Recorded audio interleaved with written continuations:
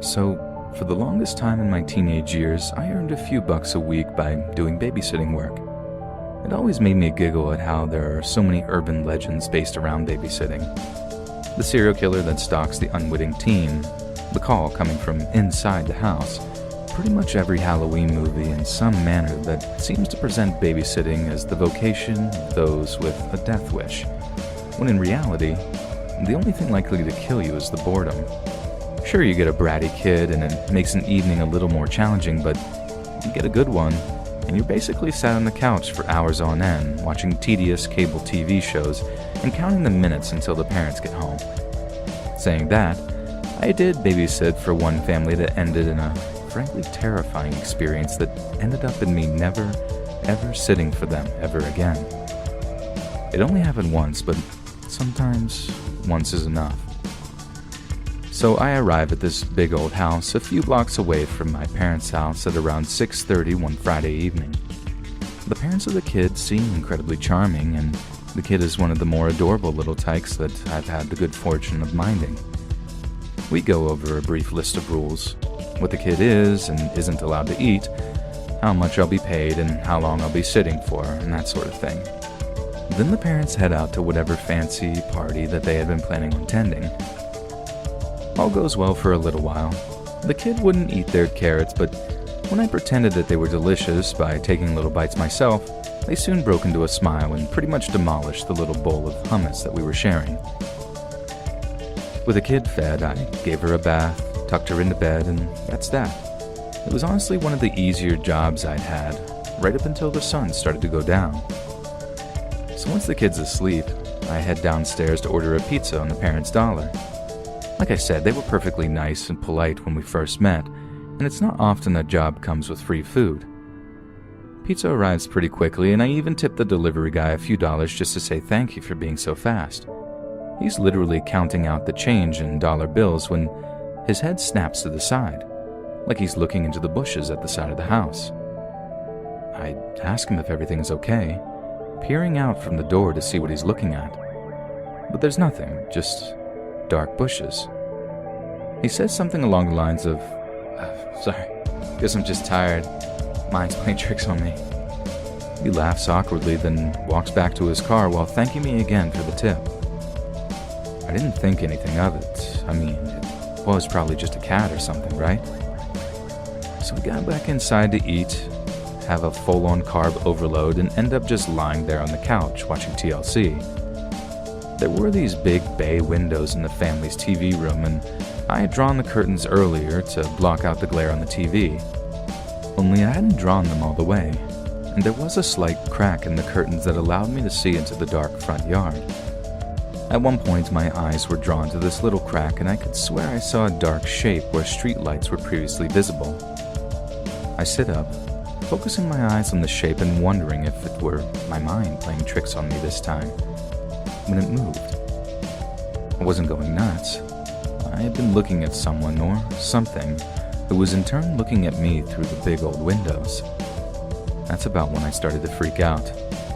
I had been super chilled all evening, but now I was getting that distinctly paranoid feeling like someone was watching me, someone who didn't exactly have the best of intentions. I run around the house, making sure all the doors and windows are locked as a precaution, all before keeping their cordless phone as close as possible so that, if it came to it, I could call the cops. I was sure I had seen someone, but the chances of them just vacating the area at the sight of flashing lights then returning later could be a huge possibility, and a terrifying one at that. So I decided to shoot my shot only when it would be absolutely necessary. Appearing to waste police time would not be doing me any favors. I suppose I'm just trying to explain why I didn't call the cops right away. I've had friends of mine say that they have just called 911 right then and there, but I wasn't 100% sure of anything right then. I'd seen a shape, not Michael Myers pointing a knife at me. Life isn't black and white most of the time, I was thinking.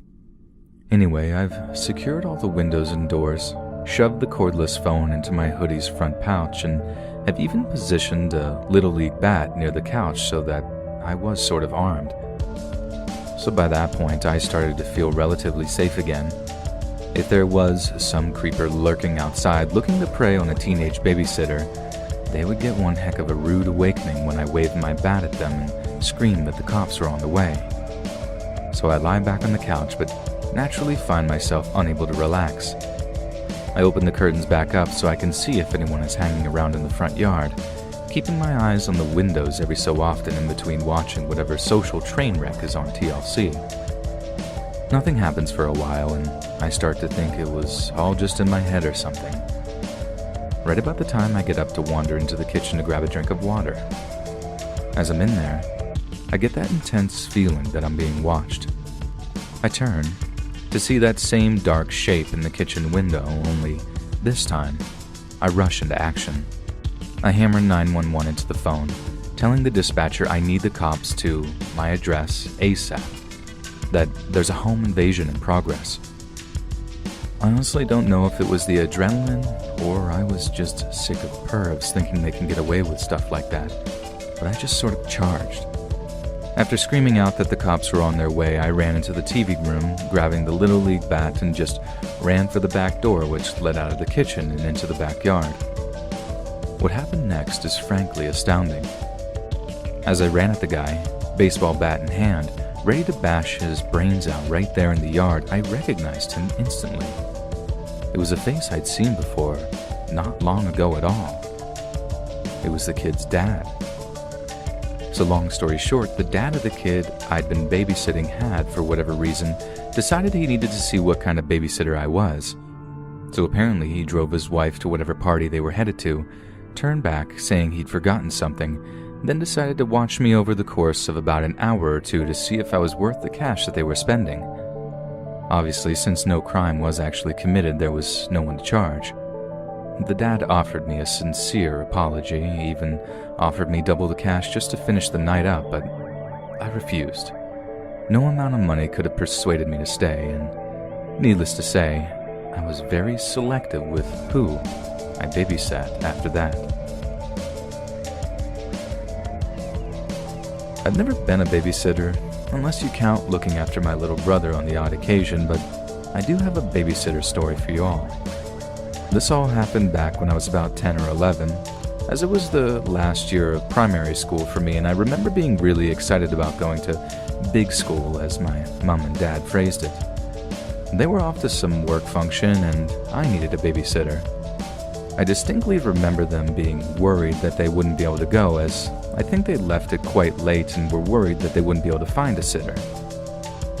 I didn't want to be left alone with a stranger, so I remember being absolutely gutted when they said they'd managed to find someone to stay for a few hours on a Saturday evening. But when the time came and the babysitter arrived, I remember thinking that it wouldn't be so bad. She was very pretty and seemed genuinely lovely. Some university student called Sarah, I can't quite remember, but she pretty much won my parents over in the first few minutes, and well, since they liked her so much, I kind of liked her too. She told me we'd have a little slumber party, that we could watch my favorite film, and my parents sweetened the deal by saying that they'd leave us money for some pizza. So I really did perk up for a bit as they showed the girl around the house and actually warmed up to the idea as they left the house, and Sarah, who we'll just call her now for the story's sake, she began to order us pizza. Only, that's when things started to get a bit weird. She asked me what my favorite topping was, in a voice that didn't sound nearly as jolly as before. When I told her I liked pepperoni the most, still my favorite, she just laughed and told me she was a vegetarian. I tried to tell her we could always get 2 smaller pizzas, but she just ignored me as she placed an order for a large spicy veggie one. I hated spice, and I still do. I can't handle chilies for the life of me, even as a grown-up, so the younger me was absolutely heartbroken that I'd been pretty much shut out of the pizza party that we were supposed to be throwing. And it all went downhill from there. There was a knock at the door a little while after she called, and I suspected it was the delivery guy, but it wasn't. From the top of the stairs, I watched as some lad in his own clothes stepped out of the cold and into our hallway. I was confused as to what was going on, where the pizza was and all that, but When the pair of them started sharing this really horrible wet kiss, I got onto the fact that it was obviously her boyfriend or something. And this is all after hearing my parents make it clear to her that she wasn't allowed any company around. So I was really bloody annoyed at this point, like furious. So I snuck down into the kitchen to try and find the house phone to call my mom. Only it wasn't in the charger. I trot around for a wee bit trying to find the thing when I realized there's a good chance the babysitter had it with her. I walked down the hall to the living room where she and her boyfriend were, open the door, and pretty much recoil at what I see. They're doing stuff, right there on the couch. Sarah screams at me to get out and shuts the door, and I respond with asking her for the phone. She doesn't even acknowledge my request, gets up from the couch with fury in her eyes and slams the door on me before screaming through the wood to get back up to my room and be quiet. I told her I was hungry, but again, absolutely no acknowledgement. So I went back up to my room and just bawled my eyes out. So it's pretty important to remember that this was like the mid-90s, back when the internet or mobile phones weren't exactly available or affordable for a family like mine. If this had happened nowadays, it would be a piece of pie to just phone my parents or, hey, even take a photo of the boyfriend being there and that would be that. But I just didn't have those options available to me, and even if I had, this girl was so conniving that she'd probably have found a way around it. But that sort of maltreatment wasn't what scared me. Yeah, it was upsetting, but another danger became more of a priority when I realized that they had trapped the family dog inside the living room with them. I went back downstairs facing my fears and hoping I could at least get Jazz out of the room with them. She was an Australian Shepherd, one of those dogs that's dead shaggy but also looks like someone spilled a can of paint over them or something. I loved her so much and I had to rescue her. So I knock on the living room door, only to get told to go away. I knock again, telling the babysitter that it was important that Jazz had to go outside to have a wee or for her to be taken on a walk so she could do a number 2. Again, she barked at me to go away. I wasn't about to let this happen to my best friend in the world though, so I pushed the door open just in time to see the boyfriend do something frankly unbelievable. So in England, we play cricket, don't we? And the balls are insanely hard. Like, I think they might be even harder than baseballs you Americans play with. Solid cork on the inside with a tough leather binding. People actually died from getting hit on the head with cricket balls. Jazz loved her cricket ball. We tried throwing tennis balls and stuff for her, but I think she just liked that leather smell the cricket ball gave off. Maybe it reminded her of actually chasing an animal or something. I don't know. But either way, I opened the door of the living room to find the boyfriend of the sitter just lashing the cricket ball at Jazz. So hard that when it hit her back leg, she yelped, all high-pitched. I tried to run in to rescue her, to pull her into my room where she could be safe, but the boyfriend was fast. He pushed me back into the hallway, shut the door, and then I'm certain he wedged something against it, because I couldn't open it at all from then on. I went up to my room and cried myself to sleep, only waking up to hear my parents talking to the sitter when they got home. I didn't make a sound. I was just too scared. For some reason, I had it in my head that the boyfriend would hurt them. I don't know. Kids are daft like that, I suppose, but of course, he wasn't there. He left before my mom and dad got home. I think the real nightmare was that the sitter had actually spun some pure sob story about how I'd been really bad and terribly behaved all evening, how I'd been a brat and demanded this, that, and the other. And they made a huge bloody mistake, the absolute wankers, because that cricket ball had left a huge welt on Jazz's hind leg. And when my dad found out that, I'd at least been partially telling the truth about what they'd been up to.